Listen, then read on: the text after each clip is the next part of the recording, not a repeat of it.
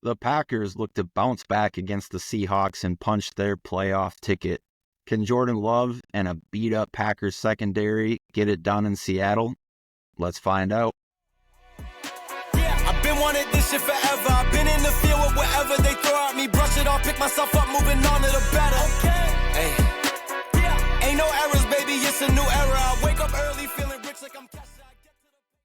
All right, everybody, welcome back to another episode of Sounds Gouda. My name is Jordan Olson, and my co-host and best friend over here is Rob Ralph. As always, thank you for being here and listening. We love talking Packers ball, and we're happy to be sharing our conversation with you. We have new episodes coming out every Wednesday and Saturday on YouTube, Spotify, and Apple Podcasts. So, Rob, we are recording this before the Seahawks play their Sunday game. So right now, I anticipate this line to move, but the Packers are early favorites. They're 3-point favorites on the road in Seattle. Seattle, at the time of this recording, is 7-5. They're holding on to their division lead.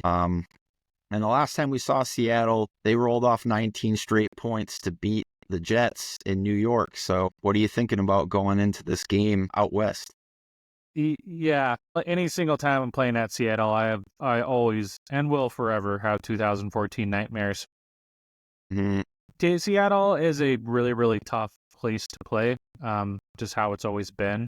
And you're traveling all the way out west, a couple of time zones too. The Seahawks are 7-5, and the whole NFC West has me just very confused. It's not exactly how I pictured it to be preseason. I'm sure for most NFL fans, the Seahawks can be very, very hot and very, very cold. They're very, very inconsistent. You would think that they would have a solid running game to boot with Kenneth Walker and Zach Charbonnet, but that's not really the case. Now, what I feel like there's bread and butter, the passing attack with DK Metcalf, Jackson Smith and Njigba, who obviously was a massive want for all Packers fans when he was drafted, and even Tyler Lockett getting up there in age. With how our cornerbacks are now and how it shifts out as far as our injuries goes, it scares me so much. DK Metcalf is like a 6'4", 6'5", just bruiser who can speed all over the field. He's a tight end on steroids, basically. So, this does really scare me. I feel like this will switch into more of a pick'em. I think it's going to be a really tough place to play. I think that their defense is halfway decent too. They've been coached up now that they got Mike McDonald, who was the defensive coordinator from the Ravens. So they're playing a little bit better. They got some good pieces that they drafted too, like including Byron Murphy, who I thought was really good coming out of Texas. But yeah, I think it's going to be a really tough game. I think it'll be interesting to find out. But as I've continued to say, and I will say ad nauseum, if the Packers' identity moves from not running the ball first into throwing it all over the yard, that's when it feels like we get into trouble. So utilize Josh Jacobs, our number one offensive person on offense that we need to be giving the rock to. Try to get Jaden Reed the ball and get him involved at some points too. Continue to try and use Christian Watson. Tucker Kraft is continuing to have some really good games. I think we can beat that team like that. Mm-hmm. Yeah, and I'll give as always, we'll dangle the carrot till the end and give you our final score predictions later on. But I expect the Packers to be licking their wounds on this mini bye that they have, and I expect them to feel like this has got a business trip where they need to go in and get it done. I know they traditionally don't play well out west. It's a Sunday night game. You mentioned your 2014 PTSD, but it even goes back to Russell Wilson's first season when we had the, pass interference, Fail Mary, situation, yep, which was crazy. But I mean, yep, that fear ended a long time ago for me. We beat them in the playoffs a couple years ago. But as Seattle tries to cement themselves in a division where the Niners are down for the first time in a while, there is life there. And, I kind of peg the Seahawks as a team that was kind of like a wild card contender, but I think clearly they can take control of this division. So they're going to be scrapping, fighting, and know that they want to build that lead as well. A couple things that you kind of touched on that I want to emphasize a little bit more. I'm not sure that DK is going to be the biggest factor in this game, and I'm not saying he's not going to have some receptions, but we haven't, it depends. I kind of expect Ja to be back, and I kind of expect them to put Ja on Metcalf. And we have been not giving up stuff on the boundaries either, which I think that's kind of where Metcalf lives. I'm actually much more frightened by JSN and Noah Fant in this matchup. And the soft over the middle coverage that we have without Cooper, probably without Bullard. We'll see if Williams clears concussion protocol. The good news is that there's still 8 days left before that matchup. So there's a chance that that could happen. But that's what scares me in this one is less TK. He's going to have some receptions, but I think they limit him. And it's kind of the over the middle stuff again. One area where I think it's obvious, and you've already mentioned it, but Matt LaFleur has to lean into it. They have a solid defense. They're pretty good against the pass. They're 12th in passing yards given up, but they are 12th in rush yards per game. And we should dose them with a heavy amount of running in this game for Josh Jacobs, Emmanuel Wilson, and co. And I think if we do that, maybe it's not going to be a game where we get to 30 points, but hopefully we control time of possession, we run more plays, and we just out-physical the Seahawks. The Seahawks are not the Legion of Boom team they used to be, and I think we can go in and bully the Seahawks and kind of say, hey, you know what, we're a good team, we're confident in ourselves, and we're just going to do that, one rush and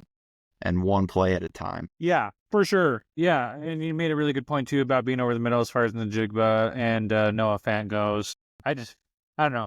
I feel like they might do some creative things with DK Metcalf. And on the boundary, too, Jaw's a really good cornerback, but, man, he must have, 50 pounds and about, I don't know, 6, 7, 8 inches on him or whatever it is. He's just a physical specimen for sure, but...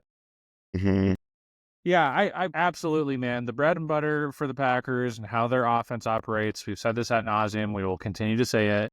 Button it up, run the football, do it creatively, find different unique ways to get Josh Jacobs involved. They did that one series where they got their first touchdown against the Lions where it finally started to end up working out for them. They did it really consistently the last, 2 to 3 games, whatever it's been against the Niners and especially against the Dolphins. So, And them being in the back half for their defense, too, at giving up 127 yards per game, it has to be, your game script for your first couple series just has to be give Josh Jacobs the rock as many times as possible, marry that up with really good and well-timed play action, which they do. I believe they are 12th in pass yards per game, too, so they're a little bit more steady as far as that goes.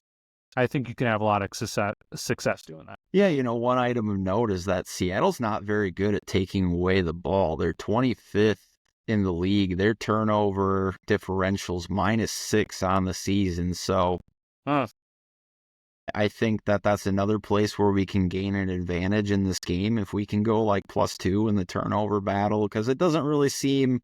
you think with Mike McDonald, a defensive-minded guy, which has had a lot of success with the Ravens, and, a traditionally outstanding defensive team, that the ball would be important, but it hasn't translated to the play on the field. So we can play a clean game. I don't really trust their ability to take the ball away on their own. I think it would be mistakes like Jordan Love having a lapse in judgment or fluky fumble, but we protect the ball. I think that's another big advantage for us because I think we can get 1 or 2 from our defense, which is obviously proven that that's something we do really well now under Jeff Hafley. We take the ball away. Yeah, absolutely. That'll be obviously a massive key for us too as well. And I do think that we can roll into Seattle and I think we can take a win. But any other sort of key matchups or any other points you wanted to bring up as far as this game goes, Jordan?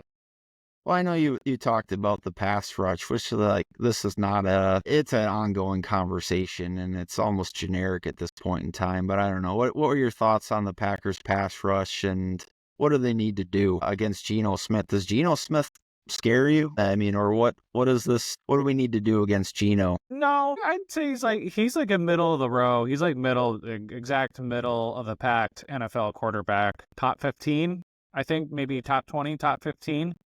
He can get out and run it and utilize his legs a little bit, though, too. Our pass rush up against the Lions and every single time we brought some blitzes continuously got picked up. So we will have to find unique ways to be able to get pressure on Geno Smith. Aaron Mosby's been continuing to be an ascension here for the Packers, who's been grading out well. We need to see some life from Rashawn Gary. Kenny Clark has had a resurgence here in the last couple games, and even Quay Walker has stepped up and played really good. So we've been able to, stuff other teams running their running attack. So that's been amazing. But we need. I feel like our Achilles heel really is we need to generate, more of a pass rush. And against one of the better offensive lines and the Lions specifically. Really, really, really hard to do. I don't have the exact stats here of what the Seattle Seahawks offensive line ranks, but it's definitely not. I don't think it's in the top 10. I don't know if it's in the top 15, but it's not the Lions offensive line. So it'll be even more critical to get a couple of sacks and pressures, get Geno off his game, and create some turnovers. Yeah, and we have no idea it's so early, but getting Edgerrin Cooper back would be extremely huge. Not only to spy and contain Geno, but maybe to have an extra player that Halfley can scheme up and generate a little pass rush. So moving into score predictions, Rob, give me one player for the Packers who's going to go off this week, and give me your score prediction. One player. Okay. Does it hurt if I keep saying Josh Jacobs? No, I think it's a safe bet, but I'm not going to hold that against you because I expect the same. Okay, well, the offense rolls through Josh Jacobs. That's how I feel. That's what I want it to be.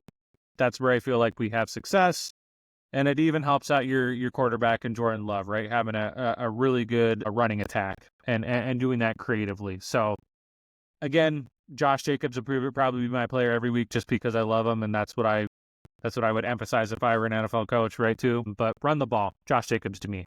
And as far as our prediction goes, I will take this in a very close game. The Packers, 28-27. Okay. I've got my player to watch. We've been talking about it a little bit the last couple episodes, but as you said earlier, a couple episodes ago, I'm taking Jaden Reed off the milk carton.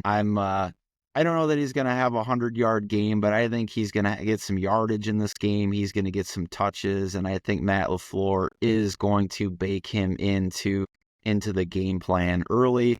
So I'm going a big game for Jaden Reed, kind of get back on track and refueling this Packers offense. My prediction is the Packers win 27-21. I think that if it wasn't a road game where they're traveling out west, I might feel a little differently, but in terms of the Packers maybe getting a little bit more, because I expect them to be pissed off. I expect them to want to prove themselves that they are not defined by their performance against the Lions. So I think they're going to slow the ball down a little bit. There'll be a few less possessions. I don't think there'll be 10 or 11 possessions, but through running the ball, they find a way to be efficient and generate 27 points and, beat a Seattle team that's fighting for their division and their ticket to the playoffs as well. So that's what I got. Awesome. Well, let's head up and west, up into Seattle and take care of business. We do appreciate you guys coming on and taking a listen to us. Of course, we do have new content coming out every Wednesday and every Saturday. Wednesday's the recap from before. Saturday is the preview for the upcoming game. Just know that Jordan and I are on X and on our socials too as well. I am at SoundsGouda with 3 days, and Jordan is at Olson Jordan, so you can connect with us there. Of course, we're on YouTube, Spotify, and Apple Podcasts. Make sure to give us a like, sub, and follow us on all those platforms too as well. But yeah. Thanks to everybody coming back. Just let's go into Seattle and let's kick some Sea Chicken's butt. So until next time, Packers Nation, we hope you have a good morning, a good afternoon, and a good night. Go Pack, go. Go Pack. Been wanting this shit forever. I've been in the field with whatever they throw at me. Brush it off, pick myself up.